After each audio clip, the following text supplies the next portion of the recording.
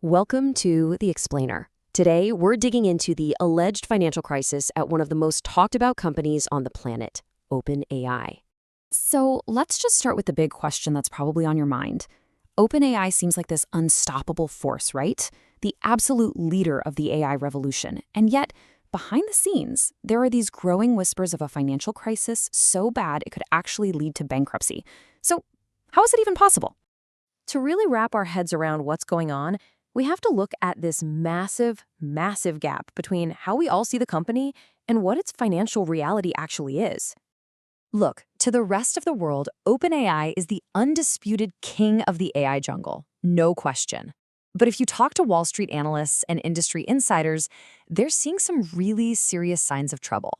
It seems the hype doesn't always match the balance sheet. Okay, so let's get into the numbers. And seriously, you might want to brace yourself because they're absolutely staggering. So on one hand, you've got the good news. OpenAI is reportedly pulling in a healthy $20 billion in annual revenue. And on its own, that sounds fantastic, doesn't it? Yeah, but here's the catch, and it is a huge one. The company has spending commitments of an unbelievable $1.4 trillion. That's for things like data centers and chips. We're talking 70 times its annual revenue. Just insane. To try and put that into perspective, it's like you're earning 50 grand a year, but you've promised to buy a $3.5 million mansion, and you've promised to pay for it in full by next year. The numbers just, they don't add up. And listen, this isn't some far-off, maybe one-day problem. We're talking about right now. They're reportedly already swimming in massive debt to suppliers, with payments of over $80 billion coming due this year alone. So you're probably asking, how on earth are they juggling all this? Well, one way is by using something called Net 360 payment terms. Now, in most industries, you pay your bills in 30, maybe 60 days. That's normal. OpenAI is asking for a full year. It's basically like running up a massive tab and just saying, hey, trust us. We'll pay you back eventually. So with this unbelievable financial pressure cooker building up, the company has had to take some pretty drastic steps to generate cash and just keep the lights on. And some of these moves, well, they're pretty controversial. So let's break down the three big gambles the company is reportedly making to stay afloat. And honestly, each one of them raises some very serious questions. The first strategy, monetizing you, the user. The idea is to take all your private conversations, your questions, your drafts on ChatGPT, all of it, and use it to build these incredibly detailed advertising profiles that can decode exactly who you are and what you want. Now, the second strategy is where things get even more dicey.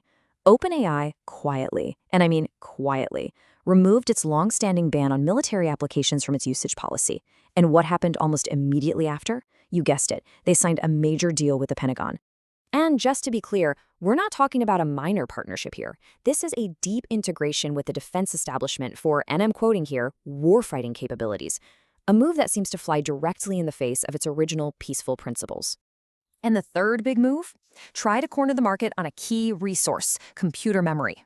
By allegedly cutting deals to control a huge slice of the global RAM supply for their own data centers, OpenAI has helped drive prices through the roof for everyone else.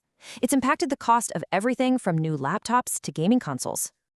So, when you put all of this together, you have to ask the big question. How does any of this square with the company's celebrated founding mission? I mean, let's not forget how this whole thing started. OpenAI was founded as a nonprofit research lab with this very clear, very altruistic goal right at its core. And it seems this massive shift in direction has caused some serious turmoil inside the company. As you can see, over a dozen key researchers and VPs have left in just the past year, and some have been issuing some pretty stark public warnings on their way out the door. At the exact same time, the company is accused of using some pretty aggressive tactics to silence critics and fight regulation. It feels like a complete 180-degree turn from those founding principles we just looked at. And this brings us to the final multi-trillion-dollar question. After all of these desperate gambles, is it even going to be enough to solve their financial problem? Well, independent analysts have run the numbers. And even with a miraculous tenfold increase in revenue by 2030, they're still projected to be over $200 billion short of meeting their commitments. At the end of the day, the math simply does not check out. And that's the truly painful irony here, isn't it? In this desperate attempt to save themselves, they may have abandoned everything they once claimed to stand for. And that leaves all of us with a final, sobering thought. The arms race for AI is on, there's no question about that.